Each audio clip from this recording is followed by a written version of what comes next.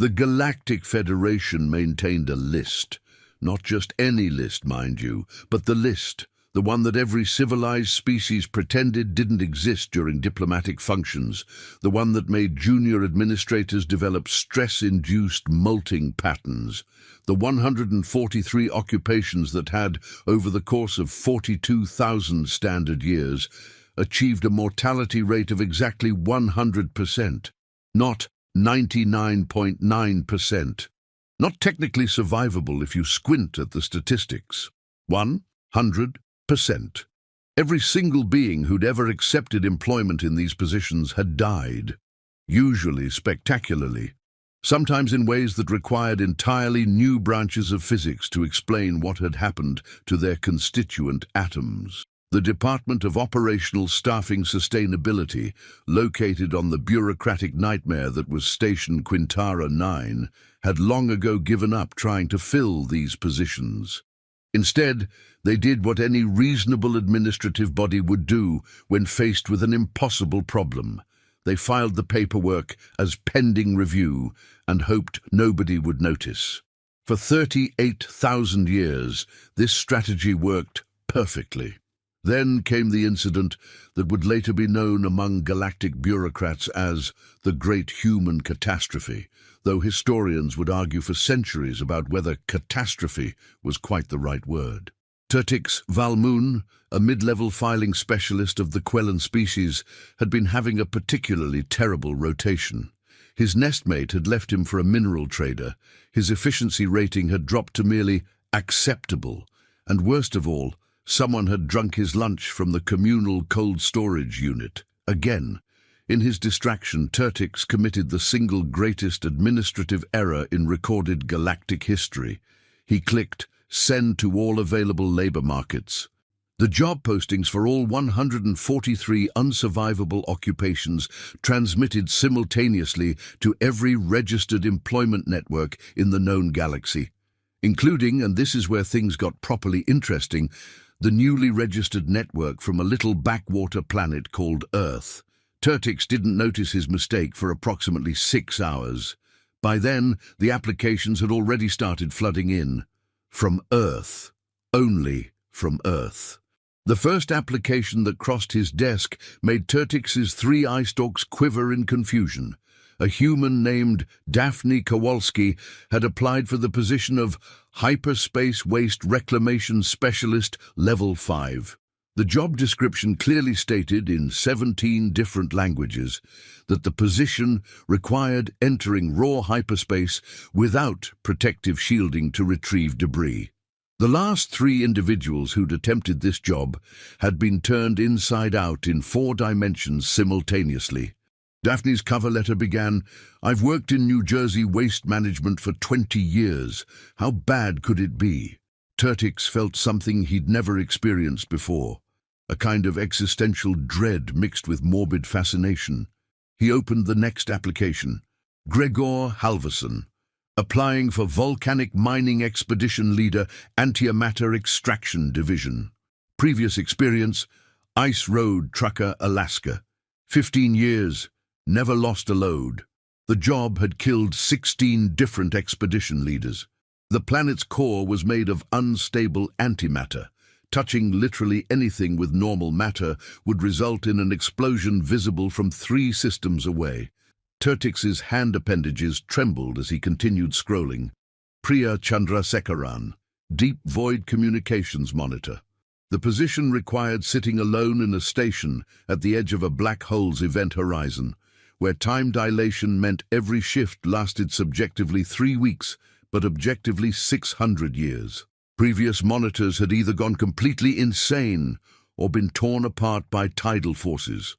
Priya's qualifications: Customer Service Representative Telecommunications Company, 8 years. I've heard worse than screaming void entities. By the time Tertix had scrolled through the first 1,000 applications, all from humans, all enthusiastically accepting positions that were specifically designed to be unsurvivable, he'd developed a nervous tic that made his sensory fronds flutter uncontrollably. He did what any reasonable bureaucrat would do when faced with an unprecedented crisis. He scheduled a meeting. The Emergency Occupational Safety Committee convened in Conference Room 7B, which smelled faintly of recycled atmosphere and desperation. 16 species were represented. All of them looked at Turtix with expressions ranging from confusion to barely suppressed panic. Yalthir Kos, the Vrin committee chair, clicked her mandibles together in the pattern that indicated severe stress. Let me understand this correctly. You accidentally posted the unsurvivable occupations list to a primitive planet's job market, and they've submitted how many applications? 843 million, Turtix whispered, his voice sac deflating with each word. The room fell silent except for the gentle humming of the ventilation system and someone slowly breaking will to live. That's more than the total population of some member species, Yalthir said slowly, as if speaking to a very small or very stupid child. Surely there's been some mistake in the numbers. No mistake, Turtix pulled up the holographic display. Applications continued streaming in real time, the counter climbing steadily. They're still applying. Many of them are submitting multiple applications. One individual named Travis Patterson has applied for 32 different positions. 32! He included a note saying he's flexible about working conditions and just really needs to get out of his current job. A Peluvian representative, whose name translated roughly to speaks with frequency, raised a tentacle. Perhaps they don't understand the mortality rate. These are death sentences, not employment opportunities. Oh, they understand, Turtix brought up another document. This human, Vladislav Korovin, specifically mentioned in his application that he'd read the part about previous employees being vaporized and thought it sounded metal. I have no idea what that means, but he seemed enthusiastic about it. This is madness, croaked Bellix, the Thogrian safety inspector, whose species was known for their extreme caution. Thogrians wore protective equipment to sleep. We must reject all applications immediately. It would be genocide. We can't. Yalthir's voice carried the weight of someone who'd just seen the future and desperately wanted to unsee it. The applications were processed automatically through the Galactic Employment Standardization Act. The moment they applied and met the basic species classification requirements, they were legally placed into the hiring pool. To reject them now would require proof of species-specific inability to perform the tasks. They're humans, Bellix's gills flared in agitation. A species that only achieved faster-than-light travel 6 months ago. They're barely qualified to operate a toaster without setting something on fire, let alone survive in raw hyperspace. Actually, a quiet voice spoke up from the corner. Everyone turned to look at Nexus, a Columian research specialist who'd been reviewing data on her tablet. I've been examining their applications. Many of them have quite impressive qualifications. This one, Antonio Vasquez, has 30 years of experience as an oil rig worker in something called the Gulf of Mexico. He routinely worked in conditions that would be classified as moderately unsurvivable by our standards. Moderately unsurvivable isn't the same as completely unsurvivable. Yalthir slammed her appendage on the table. We're talking about jobs that have never had a survivor, not one, not in 42,000 years. With respect, Nexus continued, still scrolling through applications. Perhaps that's because we've been recruiting from species that evolved sensibly. Look at this human's resume. Katrina Oakes. Previous occupation, storm chaser. She deliberately drove towards hurricanes for fun. She describes it as a bit of a rush. The committee stared at Nexus in collective horror. What kind of species, Yalthir said slowly, develops recreational activities that involve running toward natural disasters? The kind that submits 843 million applications to unsurvivable jobs, apparently, Nexus replied. And that number just went up. We're now at 844 million.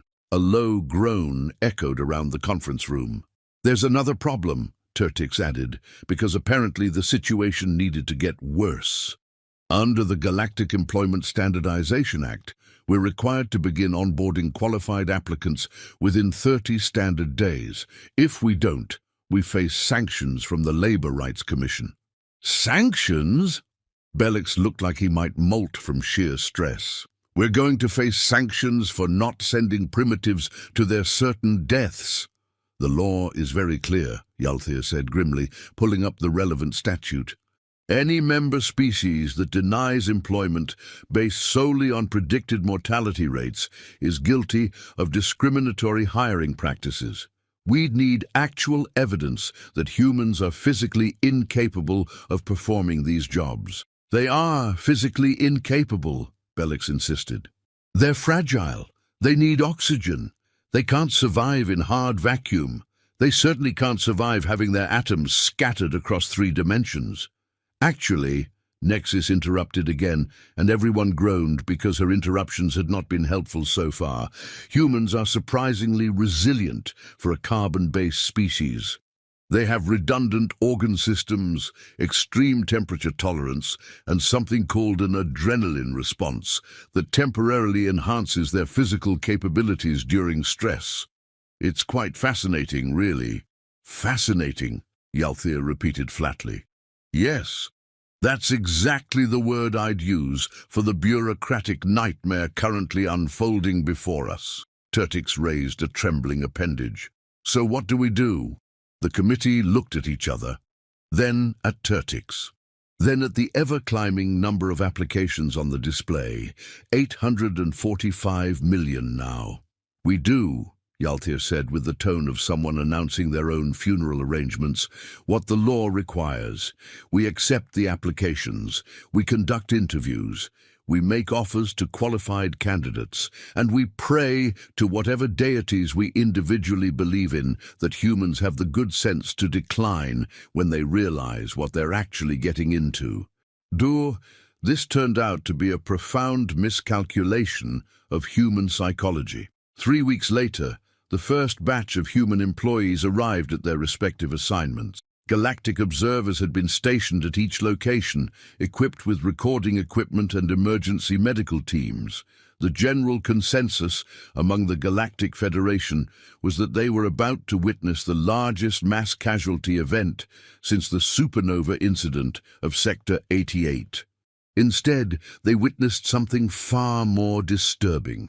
Nothing happened. Well, not nothing. Work got done, but nobody died.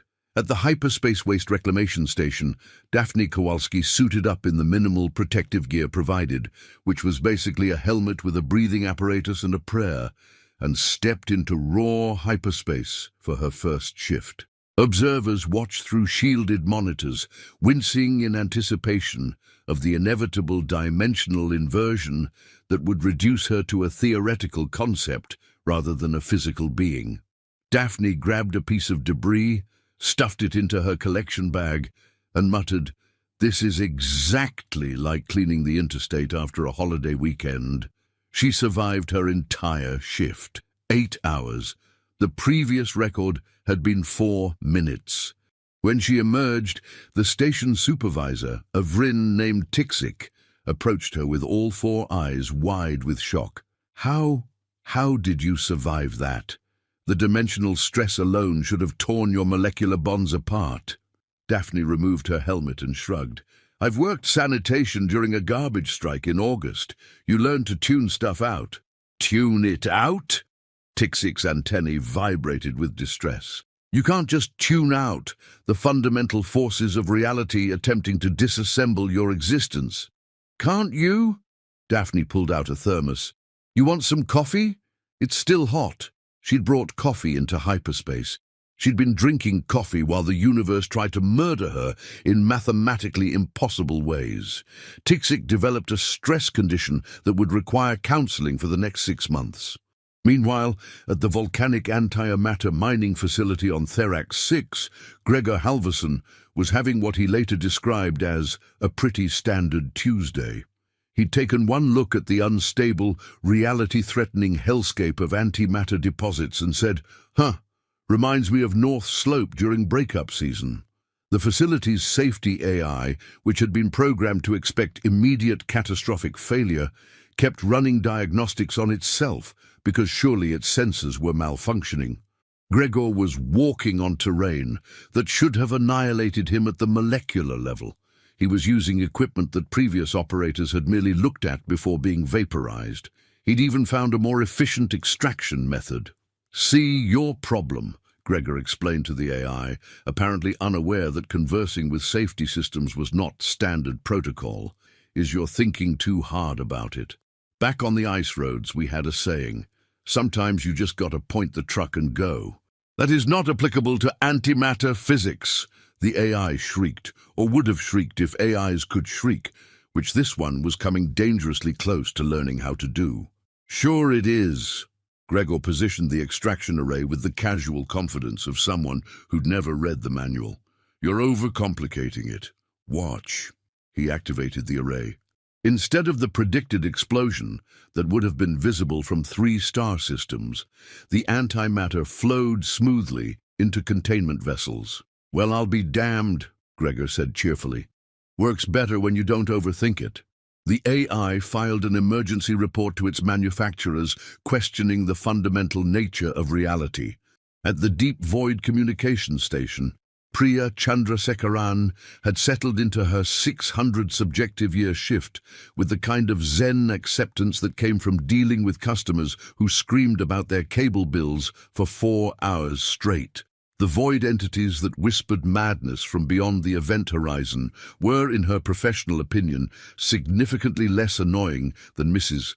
Henderson from account Bagger473985, who'd once called 17 times in a single day about a $2 charge. Yes, Priya said to a particularly insistent void entity that was trying to drive her insane with visions of cosmic insignificance. "Existence is meaningless. We're all dust in an uncaring universe. I get it. Do you have an actual message to transmit, or are you just venting?" The void entity, which had successfully driven 43 previous monitors into gibbering insanity, actually seemed taken aback. Priya made a note in the log. "Void entity 3382 continues to lack proper communication protocols. Recommend training." She'd been on station for what felt like 3 days, but was actually 6 months external time, and she'd organized the entire filing system, improved response times by 30%, and taught 2 of the void entities proper queue management. The monitoring station in orbit, staffed by Peluvian observers, was transmitting increasingly frantic reports back to the Federation. "They're not dying," the lead observer reported, his voice carrying the weight of someone whose entire understanding of reality had been proven incorrect. "They're not even getting injured. This human, Vasquez, just spent 8 hours in a plasma storm hot enough to vaporize Thrimelian steel, and he came back complaining about the humidity." "The humidity," came the disbelieving response from Federation headquarters. He said it reminded him of working summers in Houston. What is Houston? Why would anyone work in it? Back at the Department of Operational Staffing Sustainability, Turtix was experiencing what could only be described as a full-scale nervous breakdown by proxy. Reports were flooding in from all 143 unsurvivable job sites. The pattern was consistent and absolutely terrifying. Humans were surviving, all of them. Not only surviving, but thriving. Worse, they'd started to compare notes. A galactic message board that had been created for human employees to coordinate shift schedules had devolved into something far more horrifying. They were rating the unsurvivable jobs. Katrina Oakes had posted, "Thermonuclear atmospheric surveyor is pretty decent, 7 out of 10. Good benefits, interesting work, only moderately life-threatening. Would recommend." Someone named Jackson Riley had responded, "Really? I thought it was kind of boring. Try the quantum singularity observer position. Now that's exciting. Plus, free time dilation means you can knock out your work week in what feels like an afternoon." They were treating certain death like Yelp reviews. "This can't be happening," Turtix moaned, scrolling through more messages. "This shouldn't be happening." A human named Yuki Tanaka had posted a guide titled Top 5 Unsurvivable Jobs for Recent Graduates. It had 3,000 likes. 3,000! There were humans waiting in line to apply for positions that had been vacant for millennia because everyone with functional survival instincts avoided them. Yalthea appeared at Turtix's workstation, looking like she'd aged several decades in the past month. "It gets worse." "How?" Turtix's voice was barely a whisper. "How could this possibly get worse?" "They're demanding better working conditions." Turtix's eye stalks drooped. "Better than surviving certain death." "They've unionized," Yalthea said flatly. 12 days. It took them 12 days to form a union, the Galactic Extreme Occupations Workers Coalition. They're demanding hazard pay increases, better equipment, and something called dental insurance. "What's dental insurance?" "I have no idea, but apparently it's non-negotiable." Yalthea pulled up a document. "They've submitted a formal list of grievances. Would you like to hear them?" Turtix made a sound that roughly translated to, "I want to cease existing, please." Yalthea read anyway. Complaint 1. The protective equipment provided for hyperspace waste reclamation is inadequate and frankly insulting. They want full environmental suits with climate control. Complaint 2. The volcanic mining facilities lack proper break rooms. They want somewhere to eat lunch that isn't actively trying to kill us. In Complaint 3, and I quote, "The void entities at the Deep Void Communication Station are unprofessional and need customer service training." "They want to train void entities?" Turtix sputtered. "Beings of pure chaos that exist outside normal space-time?" "Apparently, one of the humans has previous experience as a corporate trainer," Yalthea said, sounding like she was reading her own death warrant. "She's submitted a full curriculum proposal." A notification pinged on Turtix's console. He looked at it with the expression of someone who knew it was going to be terrible, but was compelled to look anyway. "What is it?" Yalthea asked. "Another application," Turtix said weakly. "From Earth." "For which position?" "All of them." Turtix turned the display to show her. "A human named Tobias Chen has applied for every unsurvivable position. Simultaneously, his cover letter says he's looking for a challenge and gets bored easily." Yalthea sat down heavily, which was impressive considering her species didn't technically have the skeletal structure for sitting. "We need to escalate this," she said finally. "This is beyond the Department of Operational Staffing Sustainability. This is a Federation-level crisis." The Galactic Federation Council convened an emergency session for the first time in 3,000 years. The last emergency session had been called when the Zelix Nebula had spontaneously achieved sentience and demanded voting rights. This was considered more serious than that. High Chancellor Vorgrim, a Kaluvian whose species was known for their calm rationality, opened the session with a statement that would later be studied by political scientists as an example of leadership under extreme stress. "We appear to have made a mistake. The understatement of the millennium." "The humans," Vorgrim continued, consulting his notes with the expression of someone who'd spent the past week reconsidering every life choice that had led to this moment, "are not dying." "Obviously," shouted Representative Collix from the Thogrian delegation. "We can all see they're not dying. The question is why. We've had the best xenobiologists in the Federation studying them," Vorgrim said. "The results are troubling."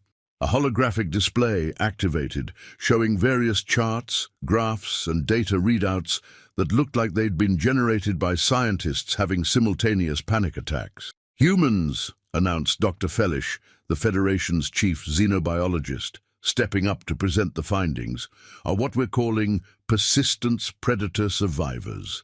They evolved on a planet that is actively trying to kill them at all times." "Lots of species evolve on dangerous planets," someone shouted from the back. "Not like this." Dr. Fellish's tendrils quivered.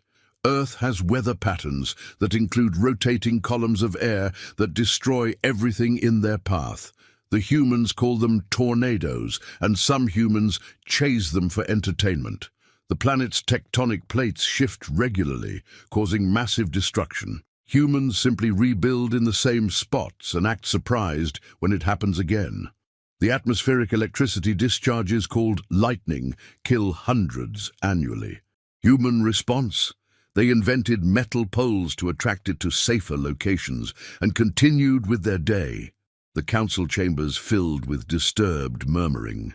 "It gets worse," Dr. Fellish continued, which had become the unofficial motto of this entire situation. Humans have a psychological trait called optimism bias. When presented with dangerous situations, their brains literally refuse to accept that bad things will happen to them specifically. They acknowledge the danger exists, but genuinely believe they'll be the exception. "That's insane," colleagues sputtered. "Yes," Dr. Fellish agreed, "but it's also why they're perfect for unsurvivable occupations. They genuinely don't believe they'll die, so they don't experience the fear responses that cause other species to make fatal mistakes. They just do the job." Chancellor Vorgrim raised a hand for silence. "Dr. Fellish, is there any way to discourage humans from these occupations? Any condition we could impose that would make them decline employment?" Dr. Fellish looked at his notes, then at the ceiling, then back at his notes. "We tried to find their breaking point. We examined the most extreme conditions humans have endured on their home planet. We found records of a human named Shackleton who survived in frozen wasteland temperatures for months. Another named Henson who traveled to the polar extremes for fun. A group that climbed a mountain called Everest, where the air is so thin most species would suffocate, and where temperatures regularly reach lethally cold levels. Hundreds of them died trying. Thousands more are on a waiting list to attempt it." Stunned silence. "There is no breaking point," Dr. Fellish said quietly. "Or rather, their breaking point is so far beyond what we'd consider survivable that the unsurvivable jobs don't reach it." One of the humans working in the thermonuclear surveyor position told his supervisor that it was less stressful than his previous job. His previous job was something called a high school teacher. "What's a high school teacher?" someone asked. "I don't know, Doctor," Fellish admitted, "but apparently it's worse than flying through active nuclear fusion." Representative Mexlar from the Vrin contingent stood up. "This is all very interesting from a scientific standpoint, but it doesn't solve our practical problem. We now have nearly 900 million humans employed in positions that we cannot staff with any other species. What happens if they decide to strike, or demand more compensation, or simply quit?" "They won't quit, Doctor," Fellish said with absolute certainty. "How do you know?" "Because," Dr. Fellish pulled up a survey that had been conducted among human employees. When asked if they would consider leaving their positions for safer work, 93% said no. The reasons varied from "the commute is shorter than my old job" to "my boss doesn't micromanage me" to "and this one concerns me deeply. It's nice to work somewhere where my efforts are appreciated." "We don't appreciate them," colleagues objected. "We're terrified of them." "They don't know that," Dr. Fellish said. "They think we're being friendly." Chancellor Vorgrim slumped in his seat, which was the first time anyone had seen him display such informal body language during an official session. "So what you're telling me is that we've accidentally recruited an unkillable workforce from a death world. They're happy with their jobs, they've unionized, and they're never leaving." "That's an accurate summary, yes. And there's nothing we can do about it?" "Well," Dr. Fellish said slowly, "we could try to fire them." "On what grounds?" Mexlar demanded. "They're performing the jobs perfectly, better than perfectly. The human working the dimensional rift monitor position has achieved efficiency ratings that were theoretically impossible. She's apparently treating it like something called a Sudoku puzzle." "What's a Sudoku puzzle?" "A recreational activity involving numbers and logic." "Doctor," Fellish's voice was rising to a register typically reserved for warnings about incoming asteroid strikes. "They do it for fun, for relaxation. She's treating a job that drove the previous employee literally insane as a relaxing puzzle game." The council dissolved into chaos. Representatives were shouting suggestions, objections, and increasingly wild proposals. One suggested offering the humans a monetary incentive to quit. Another proposed creating new unsurvivable jobs that might actually kill them. A third recommended simply accepting the situation and moving on.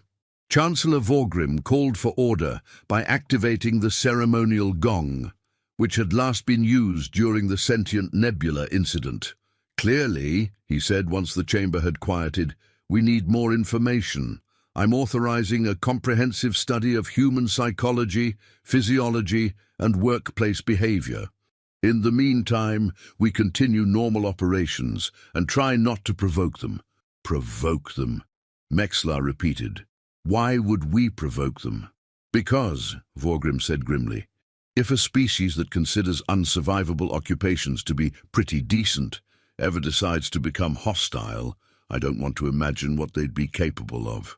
This statement would later be regarded as remarkably prescient. The comprehensive human workplace study took 6 months and cost more than the annual defense budget of 12 member species. What it revealed would fundamentally alter the Federation's understanding of Deathworld species and their place in galactic civilization. Dr. Lillickson Vorp, a Peluvian industrial psychologist, led the research team. She'd spent 20 years studying workplace dynamics across 50 species. She considered herself unshockable. She was wrong. "They've formed social bonds," Dr. Vorp reported to an emergency subcommittee 3 months into the study. "Humans working in isolating, terrifying conditions that would drive most species into catatonic states have started organizing social activities." "What kind of social activities?" asked subcommittee chair Taluvix, already dreading the answer. "The humans working in the corrosive atmosphere processing plants have started something called a bowling league." Dr. Vorp consulted her notes with visible confusion. "I have no idea what bowling is, but apparently it involves throwing heavy spheres at arranged pins, and they do it weekly." "That sounds disturbingly like a military training exercise," Taluvix observed. "That's what I thought." Dr. Vorp's relief at someone else seeing the concerning implications was palpable. "But no, it's purely recreational. They compete for something called bragging rights, which appears to have no monetary or survival value whatsoever." She pulled up more findings. "The hyperspace reclamation workers have started a book club." A book club? They're reading literature while suspended in a dimension that should not support consciousness, let alone literary analysis. What are they reading? "Something called Pride and Prejudice," Dr. Vorp said. "I had it translated. It's about social dynamics and romantic relationships in a pre-industrial society. They described it as a light read for decompression." "Light?" Taluvix sputtered. "They need to decompress from hyperspace exposure?" "Apparently," Dr. Vorp flipped through more notes, looking increasingly like someone whose worldview was being systematically dismantled. "But here's where it gets truly bizarre. They're modifying the unsurvivable jobs to make them more efficient. The jobs are designed to be unsurvivable, not efficient. They don't see a distinction," Dr. Vorp said flatly. "The volcanic mining team has redesigned the extraction process to be 38% faster. The void communication monitors have implemented a rotating shift system that reduces individual exposure time while increasing overall data processing. And the humans working in the radiation zones have invented something called a buddy system, where they watch each other for signs of excessive exposure." "Excessive exposure?" Taluvix repeated weakly. "They're all excessively exposed. That's the point." "Not according to human safety standards," Dr. Vorp activated another display. "I had my team research Earth's occupational safety guidelines. Did you know that on Earth there are legal limits to how much radiation workers can be exposed to?" "That's reasonable. The limits are 50 times higher than what the Federation considers safe." Dr. Vorp's voice cracked slightly. They've normalized radiation exposure that we classify as immediately lethal, and that's their safety standard. The amount they consider unsafe is beyond our measurement capabilities. Teluvix felt several of his internal organs attempting to migrate to safer locations within his body. Please tell me there's some good news in this report, some weakness we can exploit if necessary, some limitation to their capabilities. Dr. Vorp was quiet for a long moment. There is one thing. Yes? They need coffee. Coffee. A caffeinated beverage made from processed plant seeds, Dr. Vorp explained. It's apparently essential to human functioning.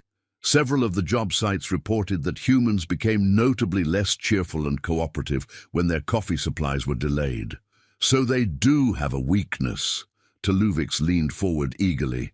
If we control the coffee supply, we control the humans. I wouldn't recommend that, Dr. Vorp said quickly. When the Deep Void Station experienced a coffee shortage, the human employees collectively decided to fix the problem themselves. They requisitioned a cargo ship, learned basic interstellar navigation over a weekend, and flew to the nearest coffee-producing planet. They returned 3 days later with enough coffee to last 5 years. They also somehow negotiated a standing trade agreement with the Feluvian Agricultural Collective and set up an automated delivery system. They hijacked a cargo ship? They prefer the term borrowed, Dr. Vorp said. They returned it with a full tank of fuel and a thank you note. Teluvix put his head in his hands, which was remarkable given that his species didn't technically have hands. Is there anything in your report that suggests we have any control over this situation?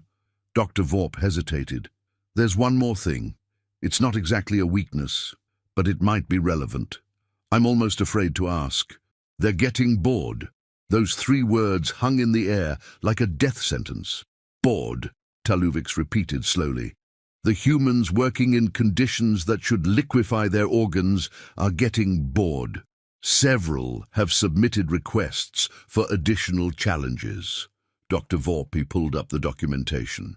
This one, Daphne Kowalski from the Hyperspace Reclamation Team, has asked if there are any jobs that are, actually dangerous. And I want to emphasize that she asked this while her current job has a historical mortality rate of 100%. What did you tell her? Nothing yet, Dr. Vorp admitted. I'm genuinely not sure how to respond. Do we have jobs more dangerous than unsurvivable occupations? Is there a classification beyond unsurvivable, extremely unsurvivable, aggressively unsurvivable? Absurdly unsurvivable, Teluvix suggested weakly. A notification chimed on Dr. Vorp's tablet. She looked at it and made a sound like air slowly escaping from a punctured habitat module. What now? Teluvix asked, though he was certain he didn't want to know. The humans have formed a committee, Dr. Vorp said distantly. They're calling it the Workplace Improvement Initiative. They want to meet with Federation leadership to discuss optimization opportunities across all unsurvivable occupations. Optimization opportunities, Teluvix echoed. They want to make the unsurvivable jobs more unsurvivable. I think they want to make them more survivable, actually, Dr. Vorp said, which, given that they're the only species that can survive them, essentially means redesigning them to human specifications. And if we refuse, they've threatened to file a formal grievance with the Galactic Labor Relations Board. Teluvix laughed. It was not a happy sound.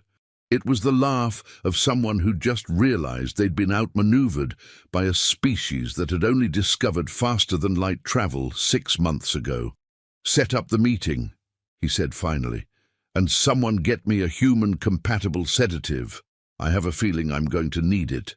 The Workplace Improvement Initiative meeting took place in the Grand Assembly Hall, which had previously been used for treaty signings and war crime tribunals. The Federation representatives felt both applications were equally appropriate for the current situation. 15 humans arrived, representing different unsurvivable occupation sectors. They wore their work uniforms, which ranged from minimal protection against reality-warping forces to somehow survived atmospheric re-entry while wearing this. Leading the delegation was Priya Chandrasekaran, who'd apparently been elected spokesperson through a process the Federation observers described as terrifyingly efficient democratic organization. "Thank you for meeting with us," Priya said pleasantly, as if this were a normal business meeting and not a confrontation between an ancient galactic civilization and a species that had weaponized optimism. "We've prepared a presentation."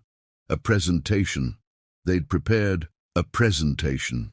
Taluvix, who'd been appointed as the Federation's negotiator primarily because everyone else had suddenly remembered urgent appointments elsewhere, gestured weakly for them to proceed. The first slide appeared.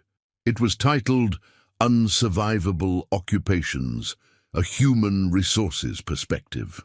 "We want to start by saying we appreciate the employment opportunities," Priya began, and Taluvix felt a small glimmer of hope that this might be reasonable after all. "However, after 6 months of operations, we've identified several areas where current practices don't align with industry best standards." The hope died.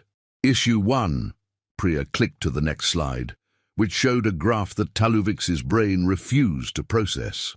"Inadequate safety equipment. While we understand that previous species found the provided equipment sufficient, human physiology requires different accommodations. The equipment is designed to provide minimal survival capability in environments that should not support life," Taluvix objected, his diplomatic training finally kicking in. "It's meant to buy you a few minutes to evacuate, not to work full shifts in." "Exactly our point," said Gregor Halverson, the volcanic mining specialist. "We need equipment designed for actual work, not just emergency evacuation. My team has drafted specifications for improved thermal suits that would increase productivity by 20% while reducing equipment failure rates." "Equipment failure?" Taluvix latched onto this. "The suits are failing. Only about 30% of the time," Gregor said dismissively. "Usually just minor stuff. Seals cracking, cooling systems shutting down, structural integrity compromising. Nothing we can't work around." "Nothing you can't work around?" Taluvix's voice reached a pitch that caused several recording devices to malfunction. "Those failures should be fatal." "Should be, sure," Gregor shrugged. "But they're mostly just annoying. Although this one time, my suit completely lost pressure integrity while I was in an antimatter deposit zone. That was a bit uncomfortable." "A bit uncomfortable?" "Yeah, my ears popped something fierce." Gregor rubbed his jaw at the memory. "But I'd already finished the extraction, so I just headed back to base. Standard procedure." Taluvix looked at the other Federation representatives. They looked back at him with the collective expression of individuals who'd given up trying to understand what was happening and had accepted that reality was no longer a reliable concept. "Issue 2, Priya continued mercilessly. "Insufficient break facilities. Many of our work sites lack basic amenities like break rooms, food preparation areas, and recreational spaces." "They're death traps!" Taluvix exploded, his diplomatic composure completely shredding. "They're not supposed to have break rooms. You're not supposed to take breaks there. You're supposed to complete your assignment and leave immediately before the environment kills you." "But we're not leaving immediately," Priya pointed out with inexorable logic. "We're working full shifts. 8 hours, sometimes longer if we're finishing up a project. And humans need regular meal breaks. It's actually Federation law under the Workers' Rights Charter, Section 12, subsection D." She'd cited Federation law. They'd actually read the entire Workers' Rights Charter, which was approximately 40,000 pages long and written in old Kaluvian legal dialect that most Federation officials hadn't even bothered to learn. "Besides," added Katrina Oakes, the atmospheric surveyor, "it's really not practical to fly back to base 3 times a shift for lunch. The commute alone takes 90 minutes each way. We've been eating in our vehicles, and honestly, it's just not great for morale. Morale? Taluvics had officially abandoned all pretense of diplomatic composure. You're worried about morale while working in a thermonuclear hellscape? Well, yeah. Katrina looked confused. Low morale affects productivity. That's just basic management. Priya clicked to the next slide. Issue 3, lack of career advancement opportunities.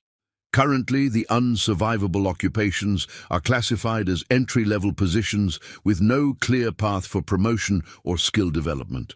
Because nobody has ever survived them long enough to get promoted. Taluvics realized he was shouting and tried to modulate his volume. The concept of career advancement in unsurvivable occupations is a logical impossibility. Was a logical impossibility, corrected Daphne Kowalski. Past tense. We've been doing these jobs for 6 months now. Some of us are getting pretty good at them. I've reduced my hyperspace waste collection time by 45% since I started. I should be eligible for a senior position. There are no senior positions. Exactly. Daphne nodded seriously. That's the problem. No room for growth. It's frustrating for those of us who are career-oriented. Taluvics looked around the assembly hall desperately, searching for any sign that this was an elaborate prank or a stress-induced hallucination. The other Federation representatives offered no help. Several appeared to be considering early retirement. Issue 4. Priya was relentless, clicking through the presentation like a force of nature. Inadequate training for new employees.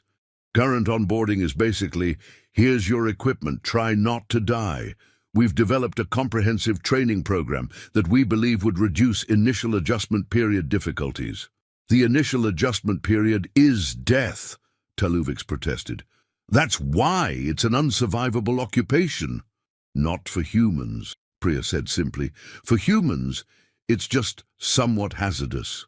We've created a mentorship program where experienced workers can train newcomers. Gregor has been particularly effective at teaching proper antimatter handling techniques. There are no proper antimatter handling techniques. Taluvics was fairly certain he was having some kind of medical episode. Antimatter annihilates matter. That's its defining characteristic. You're thinking about it wrong, Gregor said helpfully. It's all about confidence and follow-through. Like ice road driving. You commit to the route and don't second-guess yourself. Ice road. Driving is not comparable to antimatter physics. Sure it is, Gregor said. Both involve navigating dangerous terrain where one mistake means catastrophic failure. The principles are basically the same. Taluvics felt something in his psyche make a small snapping sound. Priya moved to the next slide. Issue 5, limited communication infrastructure. Many of our work sites have outdated or non-existent communication systems. This makes coordination difficult and creates unnecessary inefficiencies. The communication systems are non-existent because the environments destroy electronic equipment. Taluvics' voice had taken on a quality that his therapist would later describe as concerning. Hard radiation, dimensional instability, and plasma storms tend to be incompatible with delicate electronics. We've actually solved that, said Antonio Vasquez, representing the radiation zone workers. Turns out if you shield the equipment with about 6 inches of lead and encase it in a Faraday cage, it works fine. We've set up a whole network. Got email and everything now. You have email in a gamma radiation zone. Yeah, it's great, Antonio grinned. Makes coordinating shift changes way easier. Plus, we started a meme channel. You should see some of the stuff people post. Hilarious. They had memes in radiation zones. Memes that would presumably kill anyone who tried to view them due to the ambient radiation required to be present during their creation. Priya clicked through several more slides covering topics like inconsistent scheduling practices, lack of professional development opportunities, and insufficient recognition for outstanding performance. Each issue was presented with supporting data, proposed solutions, and cost-benefit analyses. They'd done a cost-benefit analysis of unsurvivable occupations. In conclusion, Priya said, reaching the final slide, we're not asking for anything unreasonable. We just want the same workplace standards that Federation law guarantees to all employees. Safe equipment, adequate facilities, opportunities for advancement, and fair compensation for the hazards we face. You are being fairly compensated, Taluvix managed to say. Unsurvivable occupation positions are among the highest paid jobs in the Federation. True, Priya acknowledged, but we've done salary comparisons with equivalent positions in other sectors, adjusting for risk factors and required skills, and we believe a 15% increase would be more appropriate. A 15% increase? It's actually quite reasonable. Priya pulled up another chart. Here's the breakdown, showing our calculations based on Federation standard compensation formulas. They'd used Federation standard compensation formulas. They'd apparently memorized the entire HR manual that most Federation employees used as a sleep aid. Taluvix slumped in his seat. Around the assembly hall, other Federation representatives were displaying various stages of psychological breakdown. Let me see if I understand correctly, Taluvix said slowly, with the careful precision of someone trying to maintain sanity through sheer force of will. You want us to install break rooms in environments that should liquefy organic matter. You want career advancement in positions that were designed to have a 100% mortality rate. You want training programs for jobs that nobody should survive long enough to get good at. And you want a pay raise on top of all this. That's correct, Priya confirmed. We've also prepared a list of secondary concerns we'd like to address in future negotiations. But we understand these primary issues should be resolved first. There are more issues. 14 additional items, Priya said, but we're trying to be reasonable. We understand that organizational change takes time. Taluvix looked at the other humans. They all nodded seriously, as if this entire conversation were perfectly normal, and not a complete inversion of everything the Federation understood about unsurvivable occupations and death-world species. Give us a week to review your proposal, Taluvix said finally, because what else could he say? They'd clearly prepared for this meeting better than the Federation had prepared for anything in its entire 40,000-year history. Absolutely, Priya said cheerfully. We'll expect a response by next Thursday. Oh, and one more thing. Of course there was one more thing. We've been thinking about expansion, Priya said. There are a lot more humans on Earth who'd be interested in unsurvivable occupations. We'd like to discuss increasing the recruitment numbers. You want to recruit more humans into unsurvivable jobs, Taluvix said flatly. If possible, yes. We've got a waiting list of about 200 million people who've applied since the first wave of hires. 200 million! It's a competitive job market on Earth right now, Priya explained, and honestly, the pay and benefits you're offering are really good by our standards. Plus, working in space is kind of a dream job for a lot of people. Your dream jobs are our nightmares, Taluvix shouted, and then immediately regretted it, because that was definitely going to be quoted in tomorrow's news feed. Different perspectives, I guess, Priya said diplomatically. Anyway, we'll let you review the proposal. Thanks for your time. The humans left the assembly hall in an orderly fashion, chatting pleasantly among themselves about what sounded like dinner plans.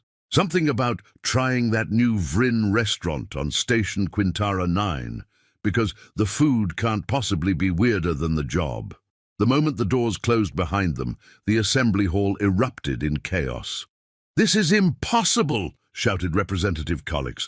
"They can't just negotiate about unsurvivable occupations. The entire concept is unsurvivable." "They can, and they did," Taluvix said tiredly, "and they cited Federation law while doing it. If we refuse their demands, they can file a complaint with the Labor Relations Board, and if the complaint is upheld, which it will be because they've clearly done their legal research, we'll face sanctions." "So what do we do?" asked Chancellor Vorgrim, who'd been silently observing from the back of the hall. "We," Taluvix said, with the air of someone who'd just accepted defeat, Install break rooms in unsurvivable work environments. We develop career advancement tracks for jobs that shouldn't have survivors.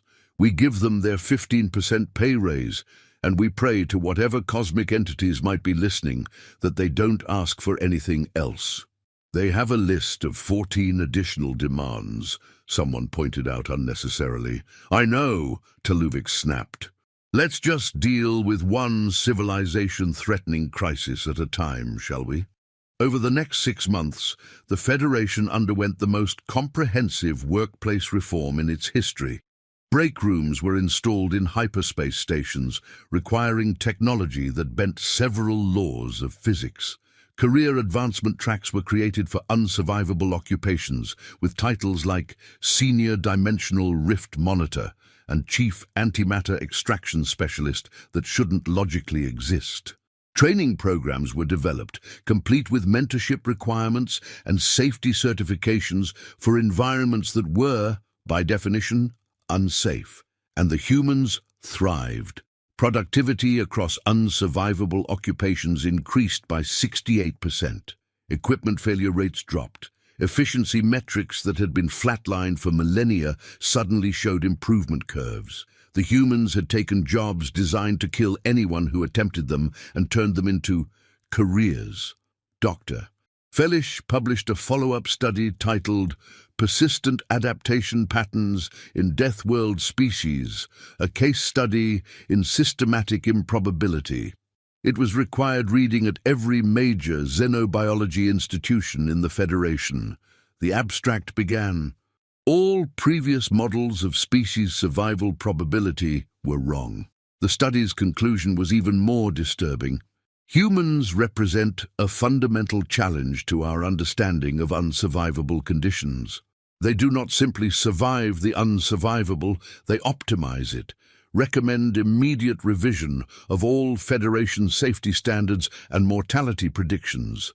Previous assumptions about environmental lethality appear to have been based on species that possessed functional survival instincts. But the real shock came when the Federation's Economic Analysis Division released their report on the financial impact of human employment.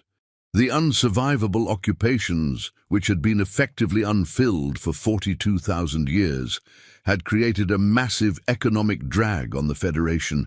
Essential services hadn't been performed, critical infrastructure had decayed, supply chains had been disrupted. The Federation had been paying for these positions while receiving zero productivity in return. Now, with humans filling all 143 positions, the economic benefit was staggering. The Federation's GDP had increased by 9% in 6 months. 9%. Some economists initially thought this was a calculation error and spent 3 weeks rechecking the math before accepting that it was real. The humans weren't just surviving unsurvivable jobs, they were generating massive economic value while doing so. Chancellor Vorgrim called another emergency council session to discuss the findings. We need to acknowledge, he began with the tone of someone making a confession, that the humans' arrival has been unexpectedly beneficial to the Federation's economy and operational efficiency. The council chamber remained silent. Nobody wanted to be the first to say it out loud. Furthermore, Vorgrim continued, preliminary modeling suggests that if we were to expand human employment to other hazardous occupations, not just the unsurvivable ones, we could see additional significant gains in productivity and safety across multiple sectors. Still silence. The Economic Analysis Division is recommending, Vorgrim took a deep breath, that we actively recruit additional humans for expanded roles throughout Federation operations. Now the silence broke. What? Kolix surged to his feet, which was impressive given his species' gelatinous nature. You want to bring more of them here, deliberately? The data is compelling, Vorgrim said, projecting the economic models. Humans excel at dangerous, difficult work that other species avoid. They're reliable, they're organized, and they're apparently impossible to kill through normal occupational hazards. From a purely practical standpoint, they're ideal employees. They're terrifying, Kolix objected. They treat unsurvivable occupations like normal jobs. They unionize in conditions that should prevent coherent thought. They want break rooms in hyperspace. And they've reduced accident rates in those environments by 73%, Vorgrim countered, because they implemented their buddy system and safety protocols. Unsurvivable occupations are now statistically safer than standard manufacturing positions. That's because the only people working them are humans. Exactly, Vorgrim said, which is why we should employ more of them. The argument raged for hours, but ultimately the numbers were impossible to ignore.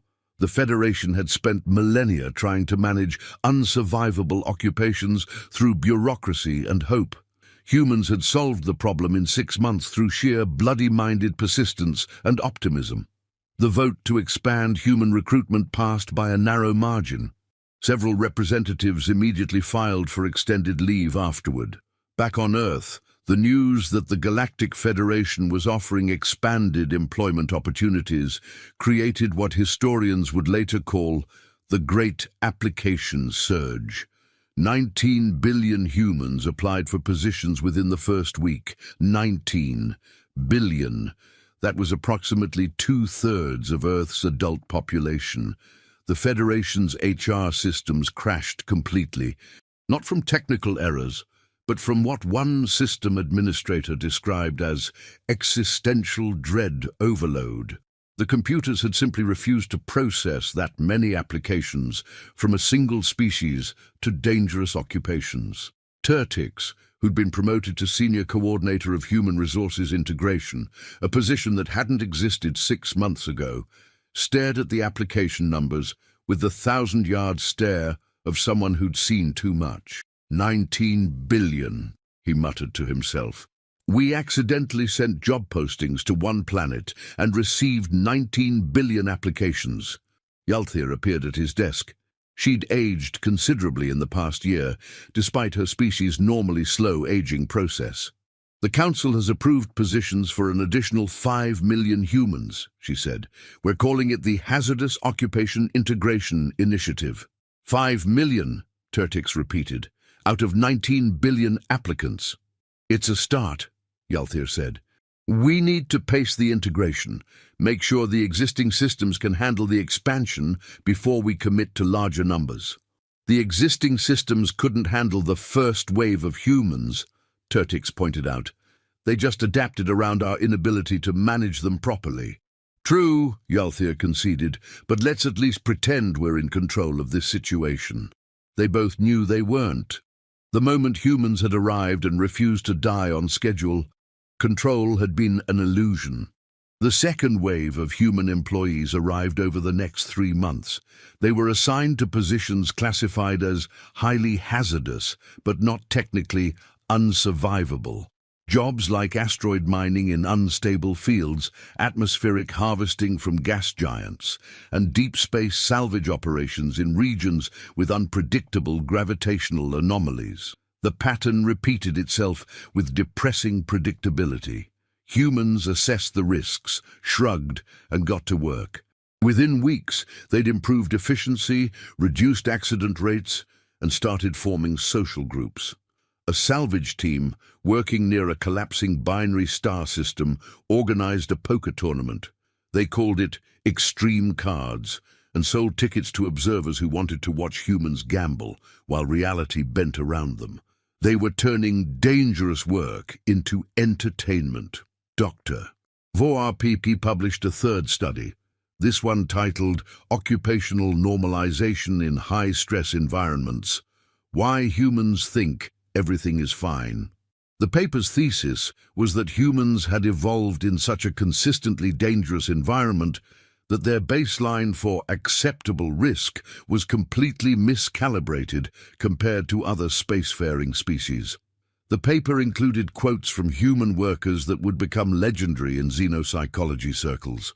When asked about working in an asteroid field where collision risk was calculated at 18% per shift, a human named Rita Kowalski said, "Sure, it's a bit dodgy, but I used to drive a taxi in Boston. This is much more predictable." A salvage operator working near a black hole's accretion disk, where radiation levels fluctuated wildly and time dilation made shift schedules a nightmare, commented, "The weird time stuff takes getting used to, but at least management doesn't call me on my days off." These statements were analyzed by the Federation's top psychologists. The consensus: humans genuinely perceived these conditions as normal, possibly even preferable to their previous employment. It was, everyone agreed, absolutely horrifying, but it was also undeniably effective. 1 year after the first humans had been hired into unsurvivable occupations, the Federation released a comprehensive impact assessment. The numbers told a story that made traditionalists uncomfortable and economists excited. Human workers had filled 143 previously unfillable positions. They'd expanded into 892 additional hazardous roles. Productivity in dangerous sectors had increased by 79%. Safety incidents had decreased by 62%, despite the fact that humans were working in objectively more dangerous conditions than previous workers. The economic impact was measured in the trillions. Supply chains that had been disrupted for millennia were flowing smoothly. Infrastructure that had been impossible to maintain was now maintained. Resources that had been inaccessible were now being extracted efficiently, and the humans were still not dying. Oh, there were injuries. Humans got hurt, but they recovered and went back to work with a casual attitude that baffled medical professionals across the Federation.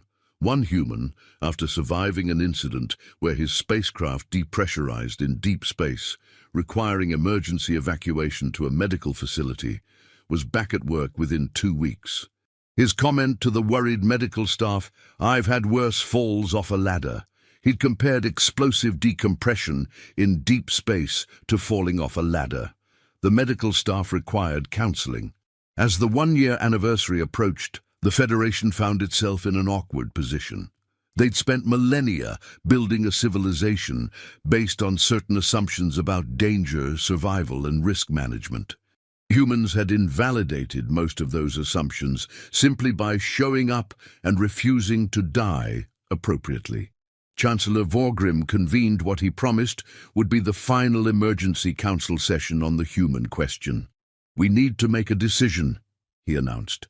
"Do we continue expanding human employment, or do we try to limit their presence in Federation operations?" "We can't limit them," pointed out Representative Taluvix, who'd become something of an expert on human employment law through painful experience. "They have full Federation employment rights. Discrimination based on species origin is illegal. And before anyone suggests it, we can't classify them as too dangerous to employ when they have the best safety record of any workforce in Federation history. So we're committed to this," Collick said flatly. "We're permanently integrating a species that treats unsurvivable occupations as resume-building opportunities." "It appears so," Vorgrim agreed. "The question is, how do we manage this moving forward?" Dr. Fellish, who'd been invited to provide scientific context, raised a tentacle. "If I may, I've been studying human cultural patterns, and I think there's something the Council should understand about their approach to dangerous work." "Please," Vorgrim gestured for him to continue. "At this point, any insight would be welcome." "Humans," Dr. Fellish began, "have a concept they call whistling past the graveyard. It means acting casual about something frightening to manage fear. But I don't think that's what's happening here. I think humans genuinely don't find these occupations as frightening as we do." "That's worse," Collix muttered. "Perhaps," Dr. Fellish continued, "but consider what it means for the Federation. We've spent millennia developing elaborate safety protocols and risk mitigation strategies because we approach danger from a position of fear. Humans approach it from a position of problem solving. They don't ask, how do we avoid this danger? They ask, how do we work with this danger efficiently? You're saying they're better at dangerous work because they're too stupid to be afraid? Collix asked. No, Dr. Fellish said firmly. I'm saying they're better at it because they assess risk differently. Where we see unsurvivable conditions, they see solvable problems. And they're usually right. The unsurvivable occupations weren't unsurvivable because of some inherent impossibility. They were unsurvivable because we approached them with the wrong mindset. The council chambers fell silent as the implications sank in. "You're saying," Vorgrim said slowly, "that we've been limiting ourselves, that there are possibly thousands of other unsurvivable conditions that are actually just difficult." "I'm saying that humans have demonstrated that our definitions of survivable and unsurvivable were based on incomplete data," Dr. Fellish said. "They've rewritten the limits of what we thought was possible, and if we're smart, we'll learn from that instead of resisting it." Chancellor Vorgrim looked around the council. He saw fear, yes, but also, gradually, acceptance. The Federation had survived 42,000 years by being adaptable. This was just another adaptation. "Very well," Vorgrim said. "We continue integration of human workers into Federation operations. We expand employment opportunities as economic analysis supports. And we revise our safety standards based on observed human performance rather than our previous assumptions." "And if they keep demanding more?" Cullix asked. "Better conditions, higher pay, additional benefits?" "Then we negotiate," Vorgrim said simply. "Just like we would with any other workforce. They've earned that right by doing the impossible." The vote to fully integrate humans into Federation employment passed unanimously. Everyone had finally accepted the new reality. The formal announcement was made via standard Federation channels. Humans were officially recognized as a fully employed member species with all associated rights and responsibilities. The unsurvivable occupations list was formally redesignated as specialized extreme environment positions, and humans were acknowledged as the primary workforce for these roles. Earth's response to this announcement was characteristic. Applications immediately surged to 43 billion. Turtix didn't even blink. He'd achieved a zen state of acceptance regarding human behavior. Nothing they did could surprise him anymore. Almost nothing. The surprise came 3 months later when Priya Chandrasekaran requested a meeting with Federation leadership. Not as a union representative this time, but as what she called a concerned employee with a proposal. Chancellor Vorgrim agreed to meet with her, curious what new impossibility she was about to suggest. "Thank you for seeing me," Priya began, settling into the chair that had been specially designed for human physiology. The Federation had started manufacturing human-compatible furniture in bulk. The chair industry had never been so profitable.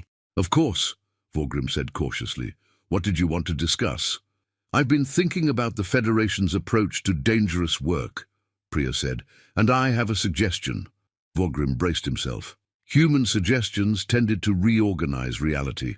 "You have a lot of species in the Federation who are brilliant at science, diplomacy, and art," Priya continued, "but you don't have many species who are good at the dirty, dangerous work that keeps civilization running. That's why those jobs went unfilled for so long." "That's an accurate assessment," Vorgrim agreed warily. "So here's my thought," Priya leaned forward. "What if humans specialize? We're good at the dangerous stuff. We don't mind it.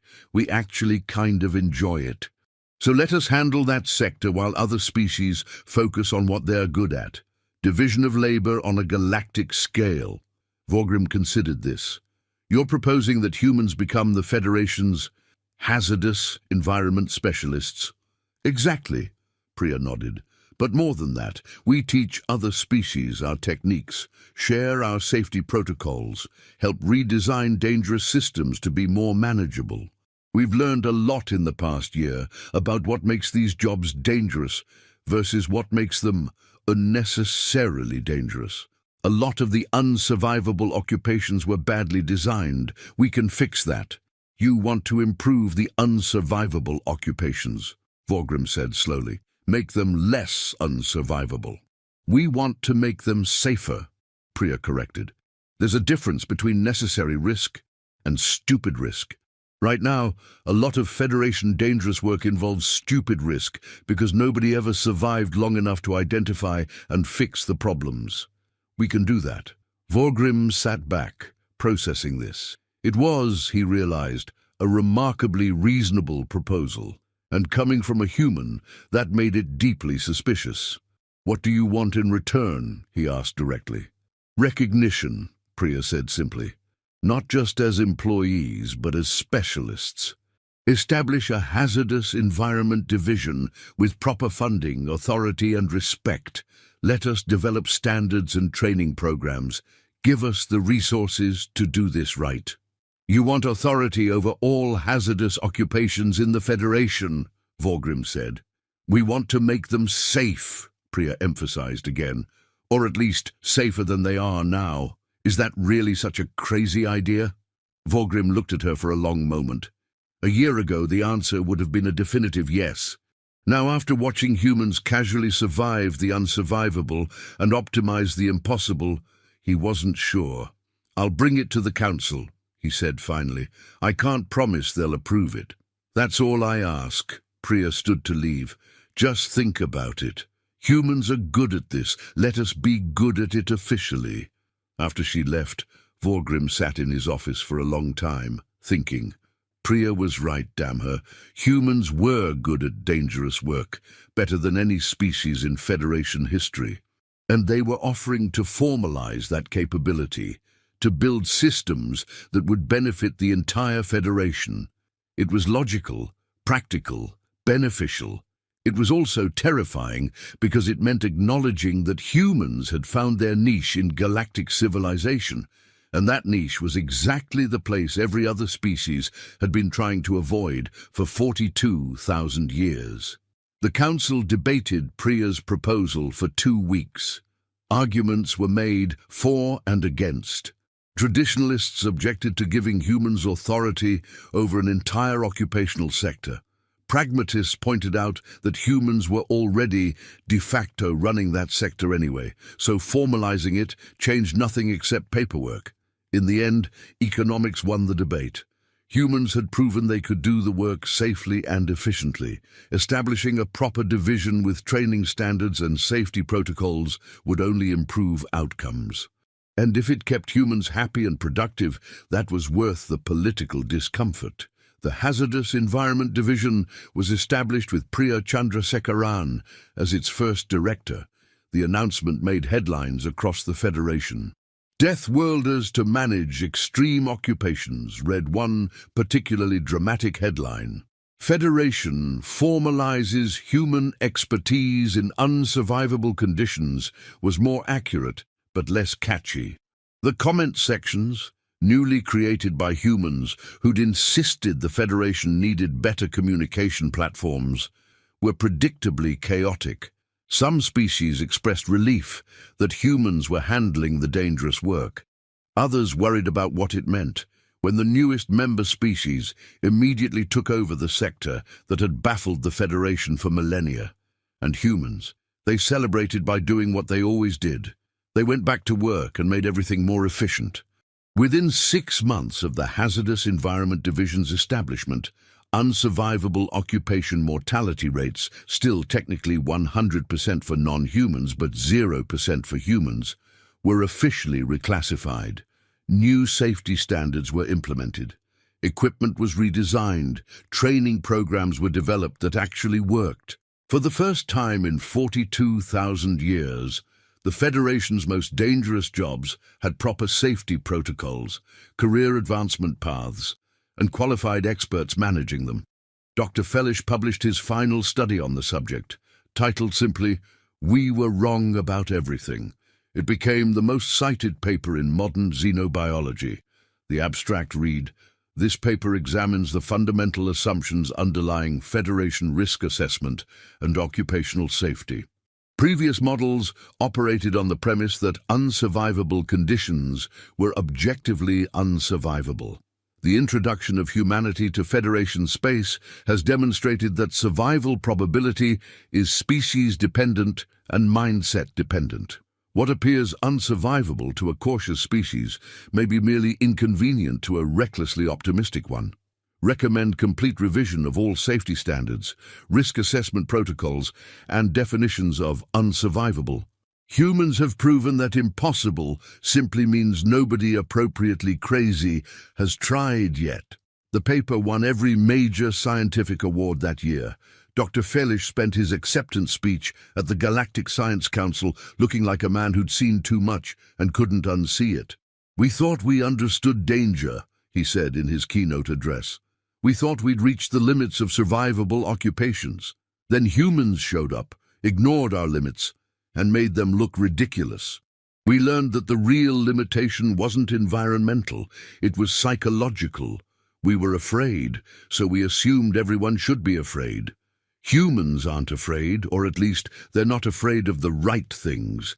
And somehow, that makes all the difference."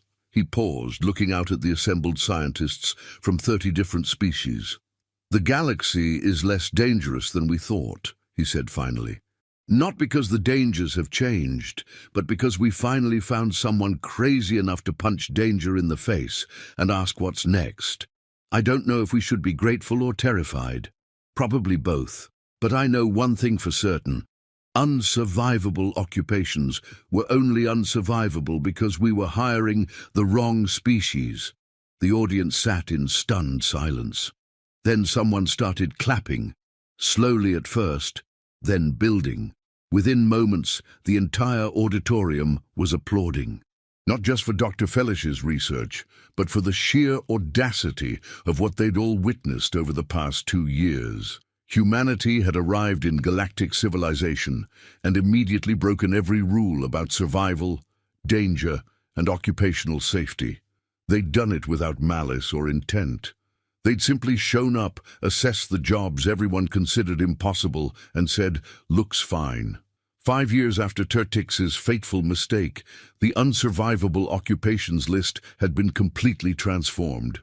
What had once been a bureaucratic nightmare of unfillable positions was now a thriving sector of the Federation economy. Humans filled 97% of hazardous environment positions. The remaining 3% consisted of bold individuals from other species who'd been inspired by human example to try dangerous work themselves. Most of them quit after their first shift, gained a healthy respect for human psychology, and returned to safer occupations. But a few stuck with it, proving that while humans were naturally suited for dangerous work, it wasn't exclusively their domain. Earth had become a major recruiting center for hazardous occupation specialists. Training facilities were established in particularly inhospitable locations: deserts, Arctic zones, deep ocean platforms, active volcanic regions. If you could survive the training on Earth, the reasoning went, you could handle anything the galaxy threw at you.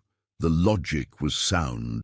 Earth was, after all, the planet that had produced a species that considered unsurvivable occupations to be pretty good career moves.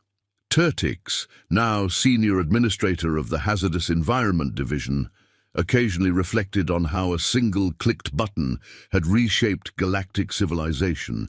He'd gone from a mid-level bureaucrat having a bad day to the individual who'd accidentally solved the Federation's 42,000-year staffing crisis.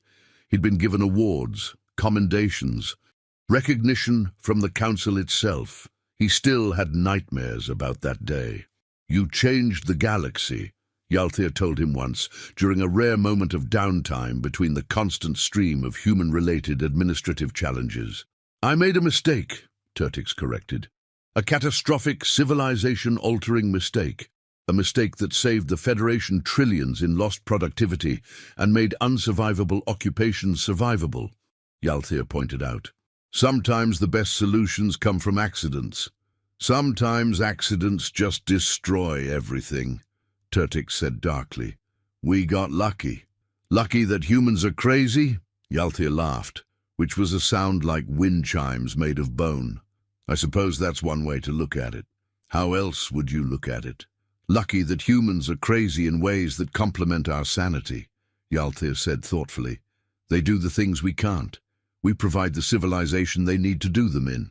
It's symbiotic in a terrifying sort of way. Turtix considered this.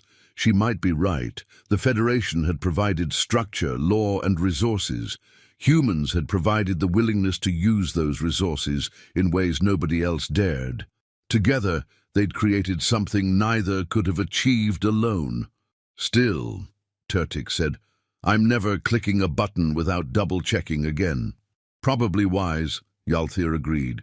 Though I have to admit, I'm curious what would happen if you made another mistake of similar magnitude.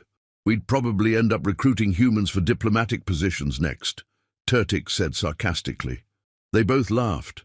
Neither of them noticed the job posting that had just been accidentally transmitted to Earth's diplomatic employment network. But that's a different story. For now, the unsurvivable occupations were filled. The jobs that had terrified the galaxy for 42,000 years were being performed by cheerful humans who considered them slightly challenging at worst. Break rooms existed in hyperspace. Career advancement was possible in antimatter mining.